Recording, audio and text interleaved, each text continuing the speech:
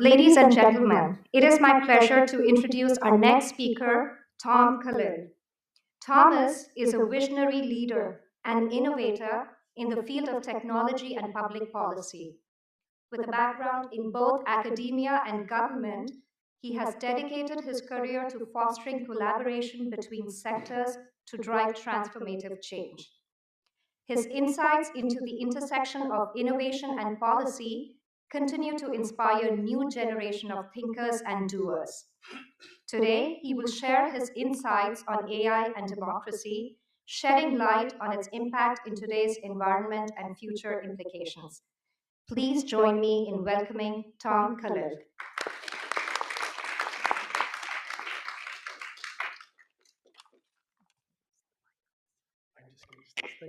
Thank you.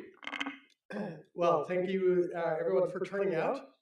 I want everyone to feel free to interrupt me. So if you have a question, you don't have to wait until the question time. You can just raise your hand. I hope we can keep this really informal. So I thought I would start off by just telling you a little bit about my career and how I got involved in this sort of intersection of science, technology, and innovation on the one hand, and public policy on the other, and a little bit about what I'm up to. So I started getting involved in presidential politics in 1988. So I decided to volunteer on a presidential campaign. Come on in. Most normal presidential campaigns have something called the issues department. And so when a presidential candidate runs for office, one of the things that they have to do is to say what they would do if they get elected. And it's the job of the issues department to work with the candidate to develop that platform, namely, what are they going to focus on? What goals do they have in domestic policy and economic policy and foreign policy and national security and defense? And what steps are they committed to taking to help achieve those goals? So I did that in both 88 and 92. And in between then, I worked for a firm that represented the semiconductor industry.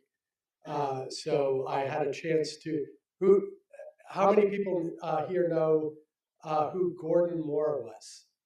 So Gordon Moore was one of the founders of Intel, and he came up with this observation back in the 1960s that became known as Moore's Law, which is really has played a pivotal role in Silicon Valley. And the notion was that the number of transistors on an integrated circuit would double every 12 to 18 months. So I did the same thing that I did in 88 for President Clinton. So I went down to Little Rock and worked on his campaign and wrote some of his position papers on science and technology. And then he appointed Bob Rubin, who is the chair of Goldman Sachs, to be the head of a new part of the White House called the National Economic Council. And one of his campaign mottos was, "It's the economy, stupid." And he said, we have a National Security Council that makes sure that the president is focused on foreign policy and defense every day. Why don't we have something that is the equivalent of that for the economy? And so I got a job working for Bob Rubin on the National Economic Council, and my job was to come up with ideas that President Clinton and Vice President Gore could pursue in the areas related to science and technology. Then at the end of the Clinton administration, I came out to California and started working at UC Berkeley, helping the campus develop new interdisciplinary research and education initiatives. And when Obama got elected, I commuted back and forth between DC and the Bay Area, so I had quite a long commute. And did the same thing that I had done for President Clinton. And then in 2017, started working for Eric Schmidt, former CEO of Google, on his science philanthropy. And then in May of this year, started a new venture called Renaissance Philanthropy. And the idea is that in the same way that wealthy Italian families supported the Italian Renaissance by supporting Michelangelo and Da Vinci, today's philanthropists could support a 21st century Renaissance that is fueled at least in part by science and technology. So I'm working with philanthropists and foundations to identify high impact science and technology projects that they could be supporting. So before we talk a little bit about the intersection between AI and democracy, I wanted to provide a little bit of an overview about how the policy process works. And one way to think about it is that although the policy process is not as neat as the way I'm going to describe it, it is useful to think about different stages of the policy process.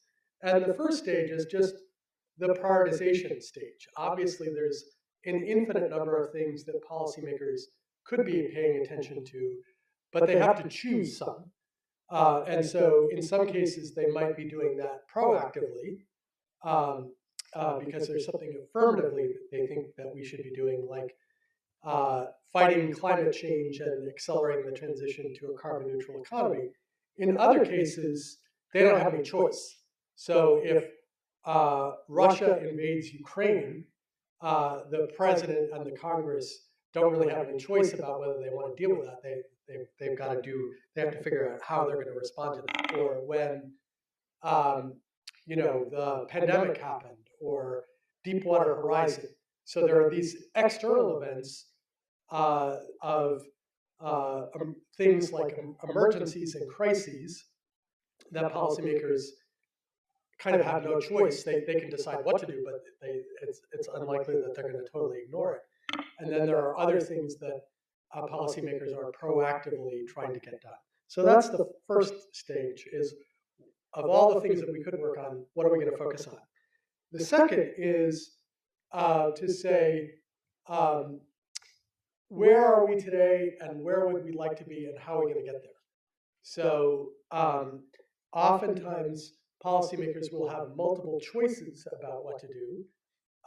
So for example, if you think about the Russian invasion of Ukraine, obviously policymakers had more than one option. And so they had to both identify the options and then figure out which of them they were going to choose. And then once they've done that decision making, then you're in the mode of implementing that idea. And you may decide that you've got to revisit your original idea if it turns out that what you were doing is not working. So that's a little bit about the policy process. And there are at least 4 different tools that policymakers have. They can pass legislation. They can increase or decrease funding for something in the budget. They can do things that don't require legislation. So a lot of times you'll see in the news, President Biden signs an executive order directing one or more agencies to do something. That's because he's asserting that he already has the authority to do that, and he doesn't need Congress, because Congress has already delegated to an agency the ability to do something. And then finally, particularly the president, although other policymakers as well, have the ability to convene groups and to ask them to do something. So one of the things that we're going to be talking about in the area of AI is that there are instances where policymakers have gone to the big AI companies and said, hey, we don't have any legislation in this area, but there's still something that we'd like you to do. We can't compel you to do it because we haven't passed a law that says you must do this, but we're asking you very politely to consider doing this. So this ability to convene, I think, is an aspect of policy that is underappreciated. So now, sort of focusing more specifically on AI, what are the high-level goals that policymakers have with respect to AI? One is that they would like the United States to lead in the development and utilization of AI technology. And one of the reasons is that, particularly vis-a-vis China and our other competitors, this is viewed as a technology that is not only important for our economy, but is important for our national security. So generally, policymakers want to make sure that the United States maintains the lead in the development and the use of this technology. Second thing they want to do is they want to maximize the upside associated with artificial intelligence. So someone who is a native of the Bay Area, Arthi Prabhakar, um, who is President Biden's science advisor, launched an initiative called AI Aspirations. And that was all about the different ways in which we could use AI to achieve important national goals. So one of those was, how do we accelerate the drug discovery process? So currently it takes many, many years and costs billions of dollars to develop new drugs. And there's a lot of effort going on both by companies and researchers at universities to see if we can use AI to reduce the time and cost associated with developing a new drug. So that would be an example of what does it mean to maximize the upside. Third thing that they're concerned about is, do we have the workforce that is necessary to both develop and utilize AI? So it turns out, for example, that a lot of the cutting edge techniques require that you as an AI researcher have taken multivariable calculus, linear algebra, probability and statistics, and optimization. So obviously, not everyone takes multivariable calculus. So one of the things that policymakers are very interested in is, how do we increase the number of people in the United States who can not only develop the technology but figure out potential use cases of this technology. And then finally, policymakers want to understand and manage the risks. And I think that has become particularly salient around AI, both because we have the sort of common trope or theme or mythology that we've seen associated with people developing technology and then it getting out of hand, right? So everyone has read, most people have read Frankenstein or seen the Terminator movie. And so I think there are, that sort of notion of technology getting out of hand is sort of a myth that we think a fair amount about. But also, it's not just bad movie plots, but it's also leading researchers in AI who are saying, "Oh, we should take these risks seriously." And so it's also the people who are familiar with the technology who believe that this is something that we need to be concerned about. So in terms of one question is, why is AI even on the policy agenda at all? And it's important to remember that the first big workshop to talk about AI was in 1956, when a group of researchers, including John McCarthy from Stanford, got together. And if you look at their proposal, they basically said, if we get together for a summer, we should be able to solve some of these important problems. And the sort of history of AI after that was this sort of ebbs and flows of excitement about AI and AI winters. So the AI research community would say, we think it's possible to do X, and there would be a lot of excitement, and the government would invest, and the private sector invest, and there would be startup activities. And then people would get less excited when some of those goals didn't materialize. So then in 2012, something important happened. Does anyone know what happened in 2012? Just taking a guess, the data center capacity, something related to that? Something definitely related to data. And that was a Stanford computer science professor, Fei-Fei Li, had developed a very large data set called ImageNet. And this had 15 million images in the data set, and all of those images were labeled.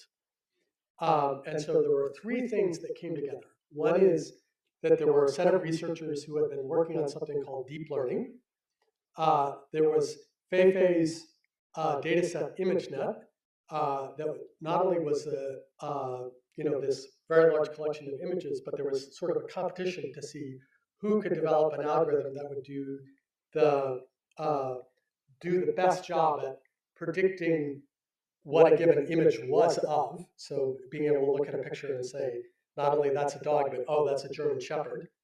And then the same GPUs that had been developed for playing video games were also very useful for deep learning. So those three things came together in a very impressive advance in our ability to do computer vision. And then at that point, all the companies started investing heavily, and the investment that was started to go on in AI really began to increase dramatically. And then, obviously, something that happened more recently was the release of ChatGPT, and that's something else that definitely got the attention of policymakers. So that's sort of setting the stage. Why are policymakers paying more attention to AI?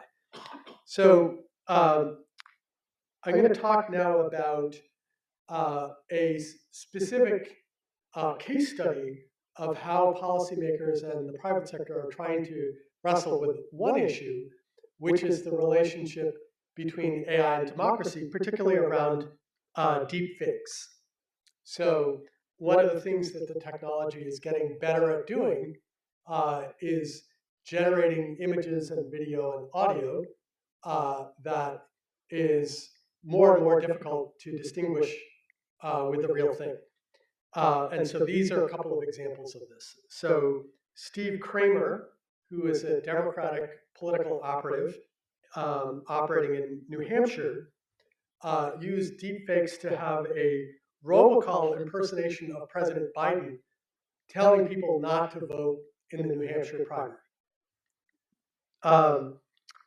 Governor DeSantis produced a video which showed a picture of Trump hugging Fauci. As you know, not all Republicans are big fans of Anthony Fauci. So this was sort of, something that Ron DeSantis did. There was a video of Senator Warren saying that Republicans shouldn't be allowed to vote.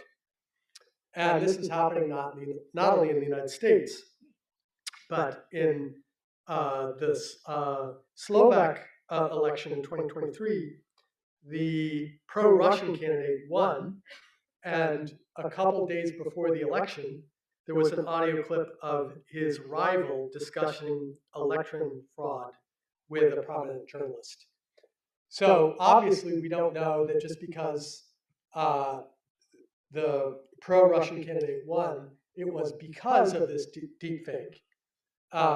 But these are a couple of examples of how deepfakes are beginning to impact our elections. And there are, I would say, 4 concerns that people have about this relationship between AI and democracy.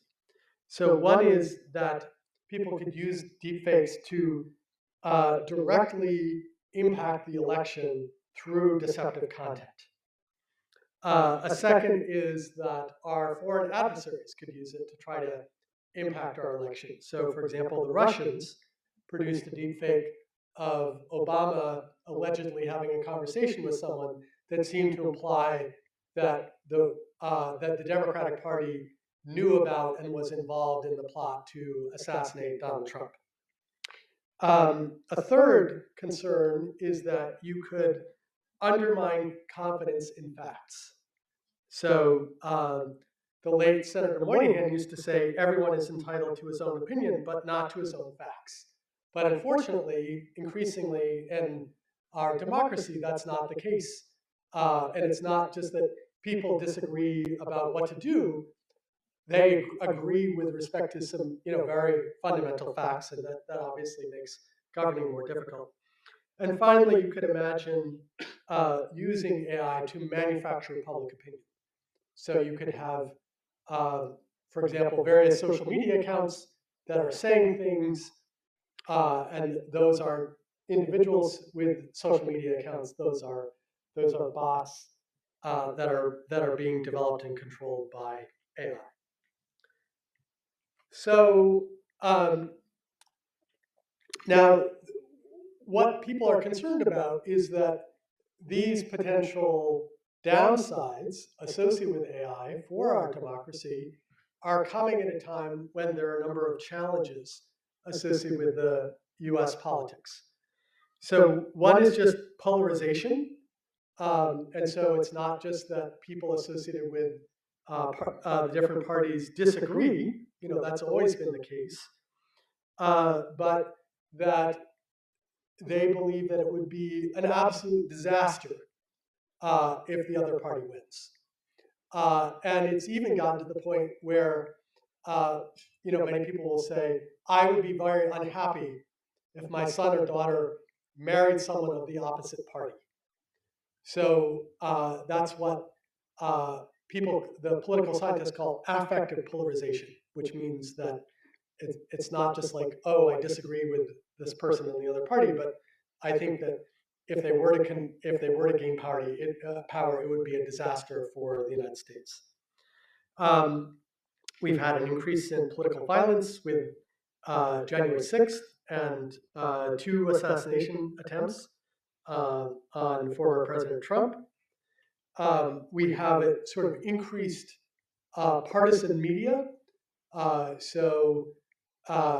If you go back to the days of 3 networks of ABC, CBS, and NBC, people didn't associate someone like Walter Cronkite as being a Democrat or Republican, but now Democrats tend to watch MSNBC a lot more, and Republicans watch Fox News a lot more, and so people are getting very different interpretations of what's going on in the country, and that is reinforced by social media. You have gridlock, so it's more and more difficult to pass legislation, and you have very razor-thin margins, right? It's more difficult to say, oh, there was dirty pool, there was cheating on the other side, if one side wins, 55-45. But if it comes down to thousands of votes in a handful of states that determine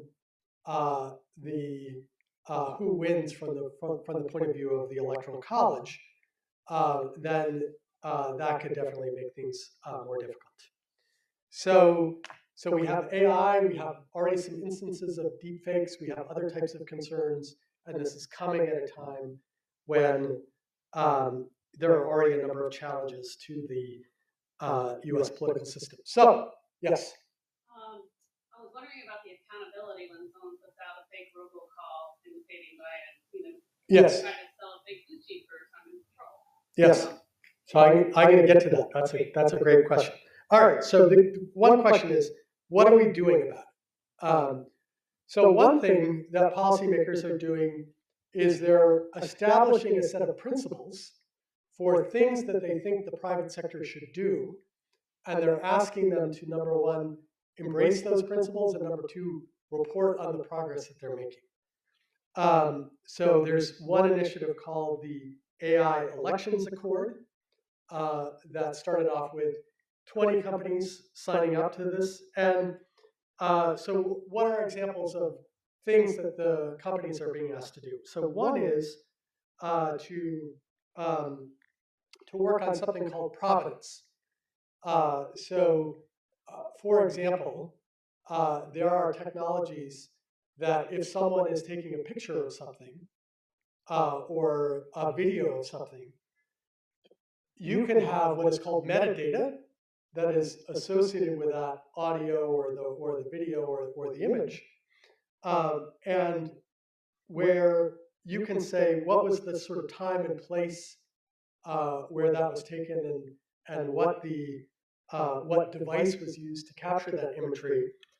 And then, so if there was a dispute about was this a deep fake or did this accurately, represent reality, there would be technical means that would allow us to do that. Another thing that they're being asked to do is to do something called red teaming. So before companies release their model, they might have a bunch of people whose job is to take the AI systems and then say, what would someone who is interested in doing something bad be able to do? So in some cases, companies have developed models that are so good for voice cloning, that is, being able to take 15 seconds of audio of someone and then being able to produce that something realistic audio of that person saying whatever you want them to, that they've decided not to release that yet. So that's an example of this sort of red teaming. So that's the first thing, is that political leaders are asking the private sector to sign up to a set of principles and then periodically report on what they're doing. Yes? So that's authenticating content. Are there FCC? Does the FCC get into the process? Yes.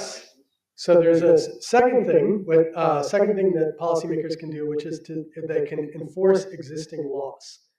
So I mentioned this political operative who did robocalls impersonating President Biden, Steve Kramer, and he got hit with $6 million in fines from the FCC, and the state attorney general has filed indictments against him. He pled innocent, so that case, unless they settle it, it's going to go to court. So there are instances where we have, even though the law didn't envision AI, it's still general purpose enough so that you could say, okay, we have laws against fraud, and so we can use those laws against existing activities. So that's the second thing you can do, is just enforce existing laws. Third thing is that nonprofit organizations and philanthropists and foundations can engage in activities. So Oren Etzioni, who's one of the leaders in AI, just created an organization called True Media with some support from philanthropists. And this is developing better tools for detecting deepfakes. Fourth thing that policymakers can do, again, is to take executive action that does not require legislation. And then finally, policymakers can also pass legislation if they think that is necessary. So on September 17th, so hot off the presses, Governor Newsom signed 3 bills related to elections and deepfakes. And I won't tell you about all 3 of them, but I'll tell you about one of them. So first of all, there's a definition of what constitutes a deepfake for the purposes of elections. And an example is a candidate portrayed as doing or saying something that the candidate did not do or say, for the purposes of either raising money or getting elected. And then another example of what would constitute a deepfake is providing information about voting machines, ballots, or voting sites portrayed in a materially false way. So one of the things that policymakers are concerned about is someone could say, oh, the voting site for you is located at this other place where it's actually not. And so that could be used as a way of depressing voter turnout. So anyway, I hope that gives you a sense of how policymakers are thinking about some of the challenges associated with AI and deepfakes and the impact that it could have on its democracy. As I said, I think policymakers are not only concerned about the risks, they're also interested in the upside. They're interested in ensuring that the United States lead, and they're interested in growing the workforce so that we have more people who are capable of developing and using AI. And so I'd be happy to answer any questions or comments that folks have. Yes? Yeah, I mean, when I hear about AI, overwhelmingly the negative, the deep fakes, all Yeah. the impacts of that negatively. Are people talking about how you can use it in a positive way to support democracy? Absolutely. So, I'll give you one example, which is that AI is being used to expand access to benefits. So make it easier for low-income families to be able to enroll in benefits that they're entitled to. So people are thinking about the use of AI in that. There is a lot of research that's going on about how we would use AI to improve student learning outcomes. So one of the things that we've known for a while is we could improve student learning outcomes if we could give everyone a one-on-one tutor. The issue is that that would be very expensive. And so some people believe that we should be trying to see if we can use AI to create a digital tutor. So what is a human tutor good at doing? They're good at figuring out where a student currently is, and then keeping them in this Goldilocks zone so that they're challenged, but they're not so challenged that they give up. If they make a mistake, to figure out what is the sort of underlying misconception that might be leading them to answer in that way. And so there's been research that's been going on for a while on using AI to create intelligent tutoring systems. So there are lots of potential upsides. There's a saying in the press, which is, if it bleeds, it leads. So I think that there is more of a tendency to focus on the negatives associated with new technologies as opposed to the benefits. And I obviously think policymakers should be thinking about both. How do you think AI will negatively affect the presidential elections for the next 20 years? Yeah, so I think that deepfakes are something to worry about.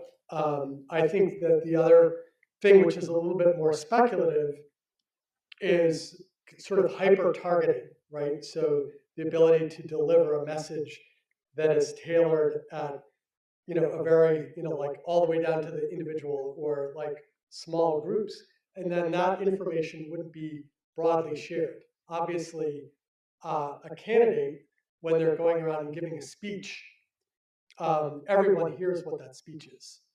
But imagine that they could do the equivalent of coming up with a speech that was tailored for one person, but without sharing that information to anyone else. So I think that is something to be concerned about as well. Yes.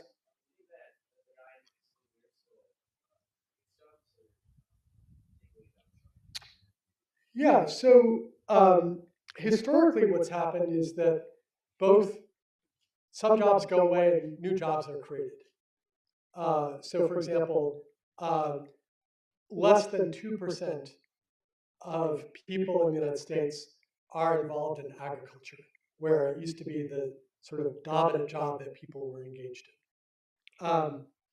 And uh, uh, and that's something, we've had concerns for a while that, technology is going to come along and take away our jobs. And I think it's always historically been the case that eventually we've been able to make the transition. So, for example, when we developed, technologies for textile production, some people lost their jobs, but eventually jobs were created such that everyone had a higher standard of living. And so the thing that people are debating is there something about AI that is going to be fundamentally different with respect to past technological revolutions like the Industrial Revolution. So I think it's very difficult to make predictions, particularly about the future. So I think the only thing we can say is time will tell. But I think one of the things that is clearly true is that we should be preparing for a future in which there is more rapid technological change and there is more of a need for upskilling and retraining than we have needed in the past.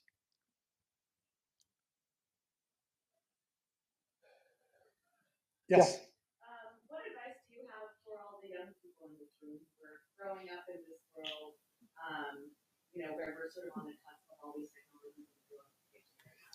there? Yeah, so definitely I think that young people should, even if they don't say, oh, I want to go and get a PhD in computer science and learn about stochastic gradient descent and backpropagation or something like that.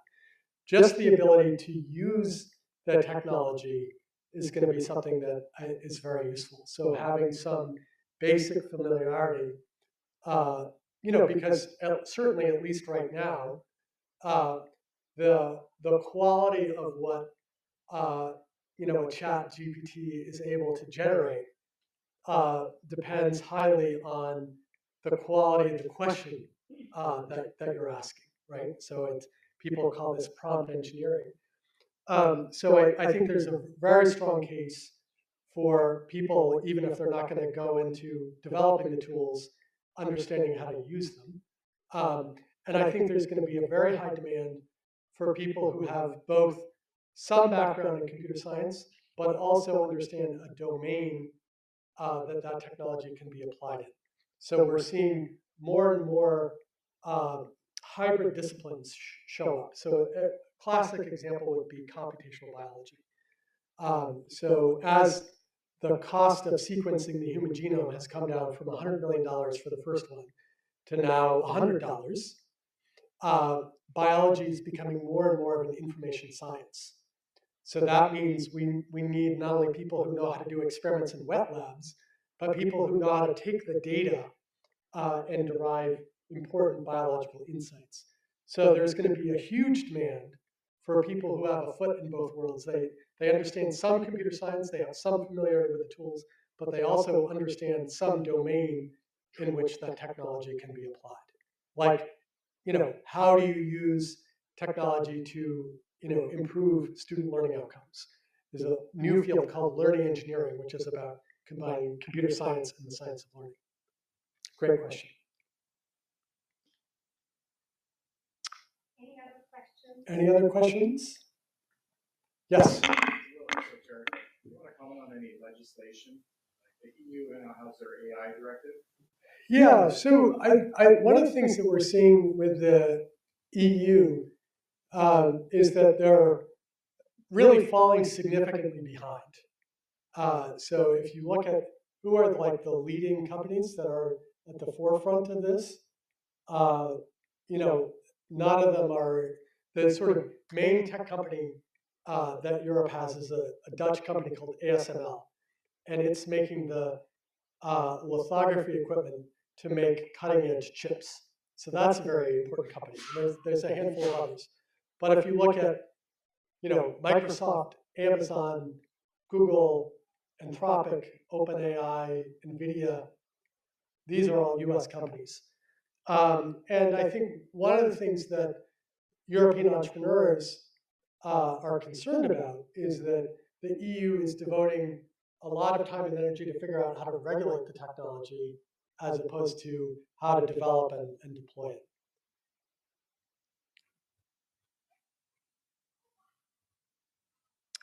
Okay, thank you all very much.